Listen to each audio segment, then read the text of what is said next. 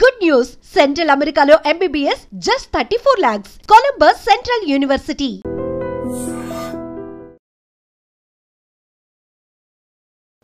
నమస్కారం గురుగారు. శ్రీమాత్రే నమః. శ్రీ గురుభ్యో నమః.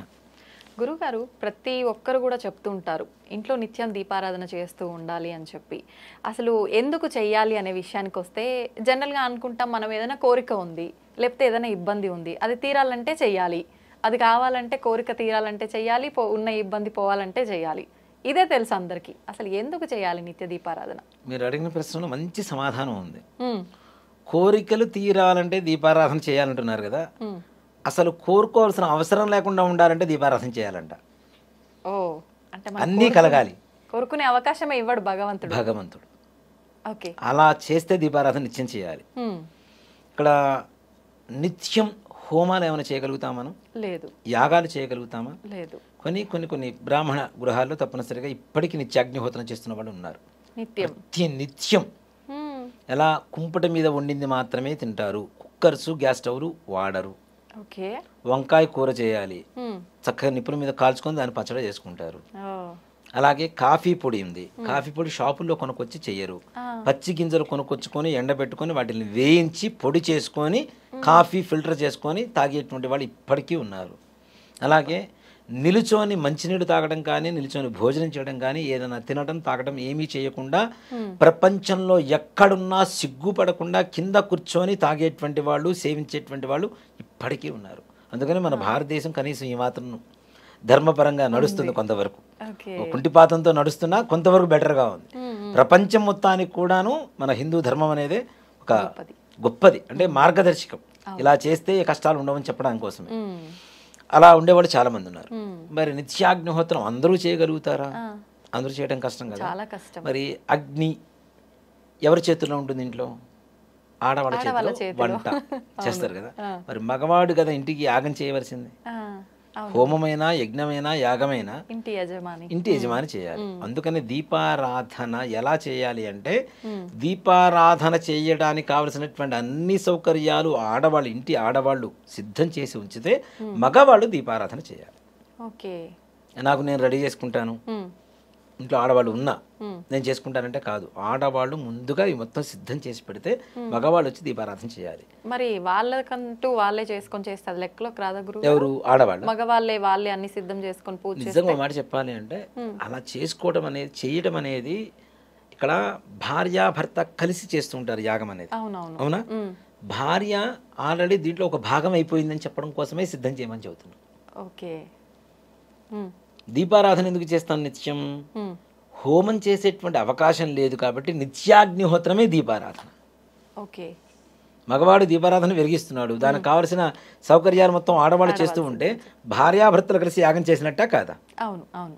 ఇంట్లో రోజు హోమం జరుగుతుంటే ఇంట్లో ఏమైనా కష్టాలు ఉంటాయా? ఉండవు కదా. అందుకనే దీపారాధన నిత్యం చేయాలి. నువ్వు దేవుణ్ణి కోరికలు కోరుకోవాల్సిన అవసరం లేకుండా ఉండాలి అంటే నిత్యం దీపారాధన చేస్తే చాలు. అది కూడా నిజంగా చెప్పాలంటే దీపారాధనలో కూడా చాలా విశేషమైనటువంటి ఇవి ఉన్నాయమ్మా. ఆవు నెయ్యితో దీపారాధన చేస్తాం. అంటే దేవతలకి దేవానాం ఆద్యమాహారం అని చెప్పి శాస్త్రం చెబుతుంది. అంటే దేవతలకు ఆహారం ఏమిటి అంటే నెయ్యి, ఆవు నెయ్యి, అదే ఆహారం అని చెబుతుంది. మరి నువ్వుల నూనెతో ఎందుకు చేస్తాం అంటే, ఎవరికైతే మృత్యుదోషాలు, అనారోగ్య స్థితిలో ఉంటారో అలాంటి వాళ్ళు నువ్వుల నూనెతో దీపారాధన చేయడం ద్వారా, నూనె దీపారాధన చేస్తాం కదా, ఒత్తి వెలుగుతూ ఉంటుంది కదా, ఆ పొగ వస్తుంటుంది కదా, యమధర్మరాజు ఆ ఒత్తి నుంచి వచ్చేటువంటి పొగ వాసన పిలిచి ప్రాణం తీయడానికి వచ్చినటువంటి యమధర్మరాజు, యమదూతలు కూడా ఆ యొక్క వాసన పిలిచి సంతృప్తి పడి ఇంటి నుంచి బయటికి వెళ్ళిపోతారట ప్రాణం తీసుకోకుండా. నువ్వులు అంటే శనీశ్వరుడు, యమధర్మరాజు యొక్క సహోదరుడే శనీశ్వరుడు. ఇద్దరు అన్నదమ్ములు. వీళ్ళిద్దరు ఎవరు కొడుకులు? సూర్యుడు కొడుకులు.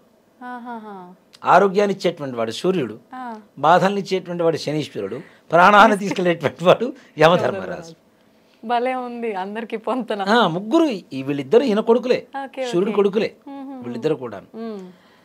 నీలాంజన సమాభాసం రవిపుత్రం అంటే సూర్యుడు కొడుకు. యమ అగ్రజం, యముడి కంటే పెద్దవాడు.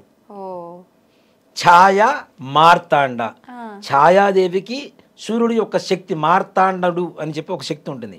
ఆ ఇద్దరికి పుట్టినటువంటి పుట్టినటువంటి వాడే శనీశ్వరుడు. ఛాయా మార్తాండ సంభూతం తన్నమామి శనీశ్వరం. ఈ శ్లోక పరమార్థం అదే. సూర్యుడు కొడుకు యమధర్మరాజుకి అన్నయ్య కాబట్టి ఈ శనీశ్వరుడు. ఈ శనీశ్వరుడికి ఇష్టమైంది నువ్వుల నూనె.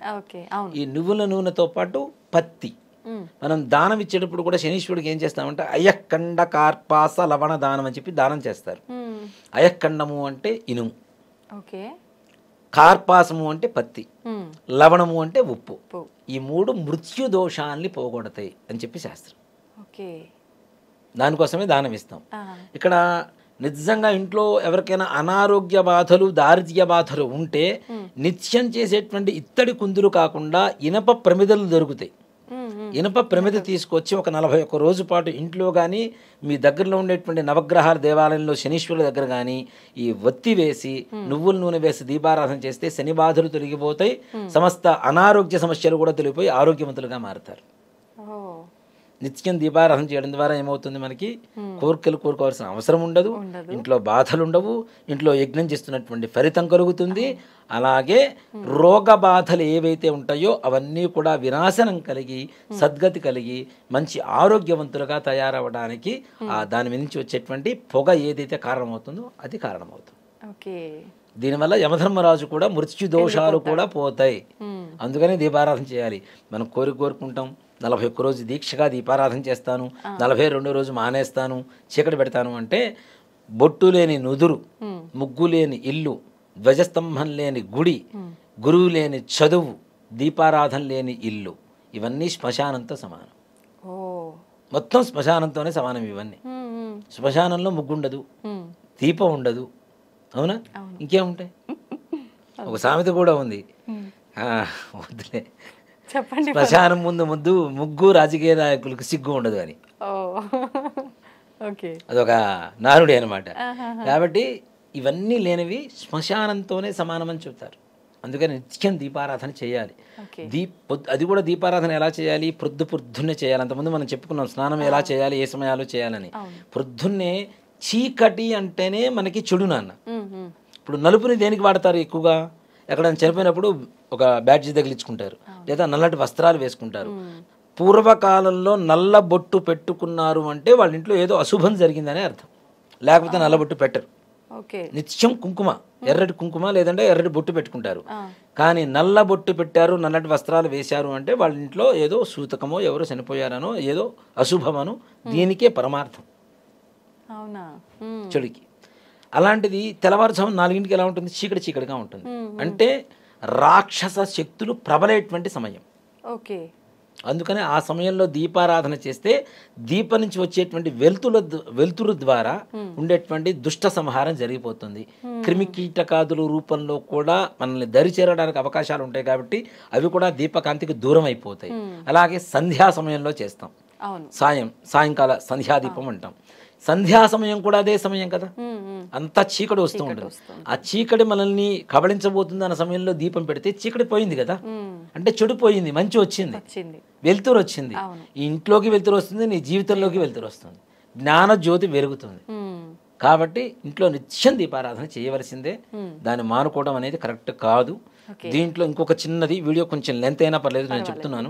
చాలా మంది మా ఇంట్లో ఎవరో చనిపోయారు, సంవత్సరం వరకు దీపారాధన చేయకూడదు, ఒట్టి పిచ్చి మాటలు చేయడానికి బద్ధకం వేసి చేయకుండా మానేస్తున్నారు. కానీ చనిపోయిన 15వ రోజు నుంచి ప్రతి నిత్యం దీపారాధన చేయవలసిందే. ప్రతి నిత్యం మీరు ఆ మనిషి చనిపోకముందు మీ ఇంట్లో ఏవైతే పూజలు చేశారో అన్ని పూజలు విధి విధానంగా చేయవలసిందే, నిత్యం చేసేటువంటి పూజలు. కానీ సంవత్సరం వరకు సృష్టి అంటారు కదా కదా. ఇప్పుడు బాగానే ఉందమ్మా, ఒక మనిషి చనిపోయాడు, చనిపోకముందు నిత్యం స్నానం చేస్తా, మంచి బట్టలు వేసుకుంటా, మంచి ఫుడ్ తింటా, రోజు పూజలు చేసుకున్నా.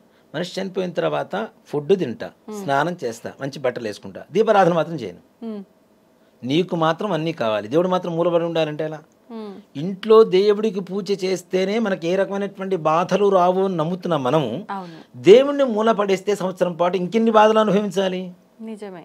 అంటే ఎక్కడ లేదా ఇలా చేయకూడదని చెప్పి, చెయ్యకూడదని ఎక్కడన్నా రాసిందని చూపించమని చెప్పండి.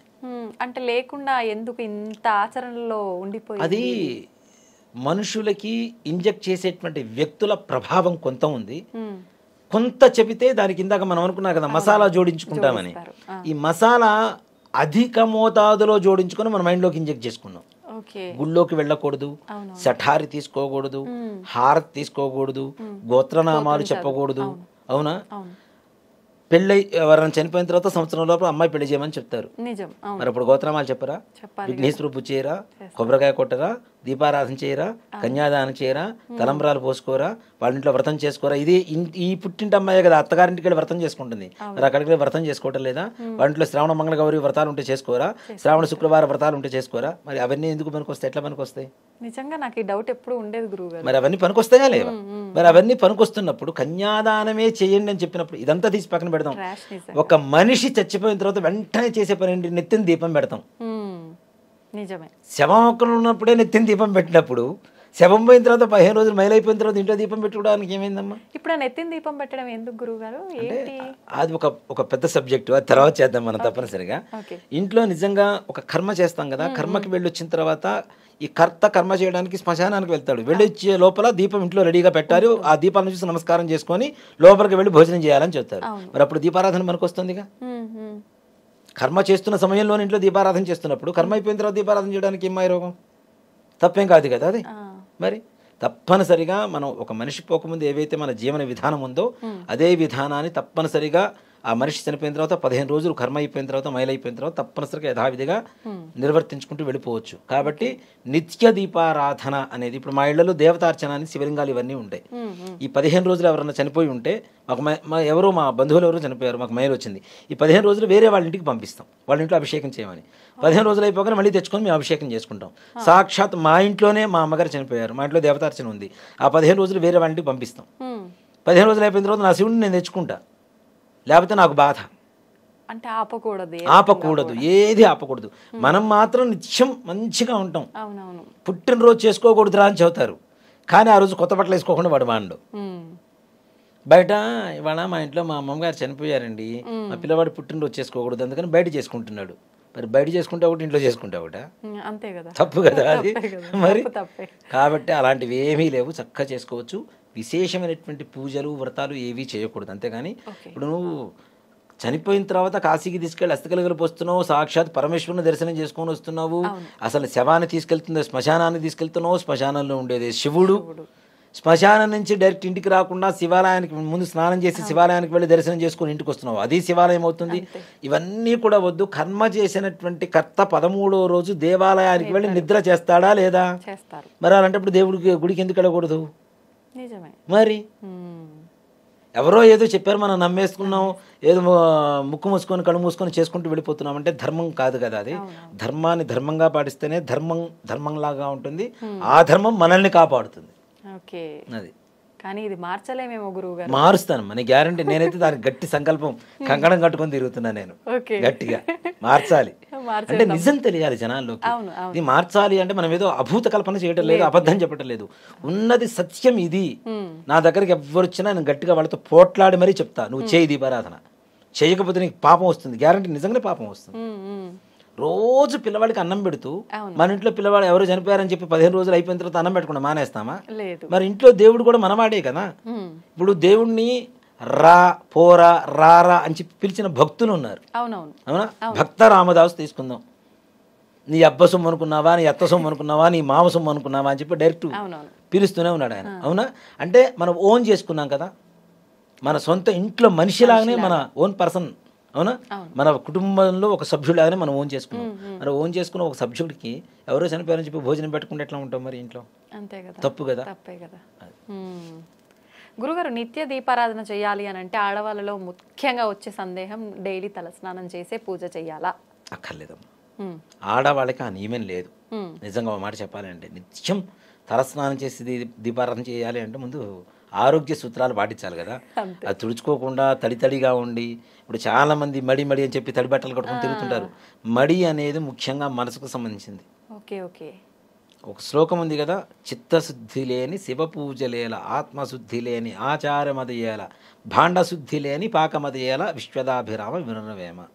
చిత్తశుద్ధి లేకుండా శివ పూజలు చేసినా, ఆత్మశుద్ధి లేకుండా ఆచారాలని చెప్పినా, నిన్న వండిన గిన్నెను కడగకుండా మళ్ళీ ఇవాళ అన్నం వండినా ఏవి ప్రయోజనం లేవు కదా. మరి చిత్తశుద్ధి ఉండాలి, ఆత్మశుద్ధి ఉండాలి, ఆ తర్వాతనే ఆచారాలు. కాబట్టి మనం దేవుడి దగ్గర పూజ చేస్తున్నాం, దానికి స్నానం రోజు తల స్నానం చేయాలంటే చేయాల్సిన అవసరం లేదు. ఓకే. అలా అలా నియమం అంటూ ఏమీ లేదు, ఎక్కడ కూడా లేదు. ఓకే. నిజంగా అసలు మీకు సాటి ఎవరు రారనే చెప్పాలి గురుగారు. నేనైతే అద్భుతంగా వివరించారు. ధన్యవాదాలు గురుగారు. శ్రీమాత్రే నమః. శ్రీ గురుభ్యో నమః.